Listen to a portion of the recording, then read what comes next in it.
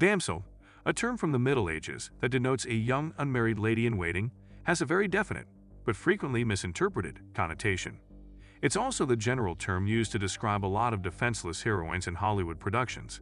The archetypal damsel in distress, trussed to the railroad tracks or in some other situation, waiting to be saved. In Netflix's delightfully disruptive fantasy tale, Elodie is none of them, giving Enola Holmes star Millie Bobby Brown complete choice over her destiny. Brown portrays Elodie, a young lady who marries a charming prince only to be thrust into a labyrinth of caves where a terrifying dragon resides. The dragon tries to murder Elodie right away in what is ostensibly retaliation. Elodie is determined not to be the latest victim of the dragon's slaying, as it soon becomes clear that the royal family she married into has been sacrificing defenseless women to it for years in order to maintain peace in their realm. She battles the dragon and makes an effort to get out of the cave system, knowing that no one will be able to help her. The evil people won't be defeated so easy, even though Elodie first manages to escape. Instead, they plan to use her little sister Floria as a sacrifice. Elodie is naturally prompted by this to return to the caves and save her sister, and upon doing so, she encounters the dragon once more and strikes up a discussion with her. She tries to find common ground in the conversation, stating that they have both been lied to, and that this has angered her as well. Elodie then acknowledges that she is aware that the arrangement calling for the sacrifices was originally prompted by the dragon's children being slaughtered by the royals without cause. The dragon refuses to let Elodie go, saying that she will take their daughter's breath until my final breath, and that she holds all of humanity accountable. They clash at this moment, and Elodie falls into a watery puddle. When she reappears, she is hurt and without a weapon. Floria tosses a sword at her in a desperate attempt to save her, and she grabs it just as the dragon is pursuing her once more, pinning her to the ground and declaring, "Now you will know my daughter's pain." Elodie successfully stabs the dragon as she is about to murder her and pushes her aside. Then, brandishing a sword, she charges the dragon and exclaims, "I am not one of them."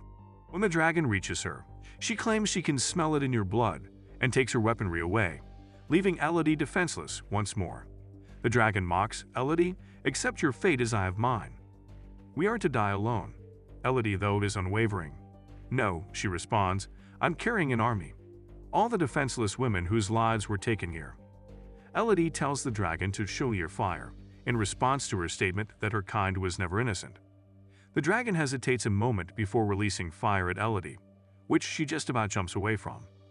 But when she does so, perhaps because of the injuries Elodie had previously given the dragon, she catches fire and falls to the ground. Elodie then takes the sword and makes her way back to the dragon. "My sister had this too," she informs the dragon, holding up her hand to show the wound that was caused during the wedding ceremony. "We all did. They regale us in this way. You smell blood. That's it. You've been murdering defenseless daughters in the same way that they did. They tricked you." "Then, end it," is all the injured dragon replies, but Elodie won't kill her. "No," she responds, "I refuse to follow orders." Rather, she tends to the dragon's wounds with some enchanted water. The scene then rewinds to the royal castle, where a second wedding is in progress when a battle-weary Elodie appears and tries to break it up. Queen Isabel answers, "You have no idea what we've been through. You know nothing of our story." Despite everything that has happened to her, Elodie is understandably unfazed and continues to advise the new princess to leave her family behind. She then gives the assembled congregation one last chance to follow suit. Elodie is then called an insolent creature by Isabel, who also says, "You think we ought to fear you now?"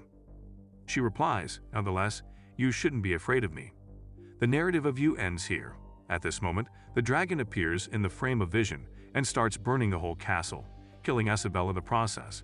As the movie comes to a close, Elodie, Floria, and their stepmother Lady Bayford are back together, safe from danger, and getting ready to sail home with the dragon soaring beside them.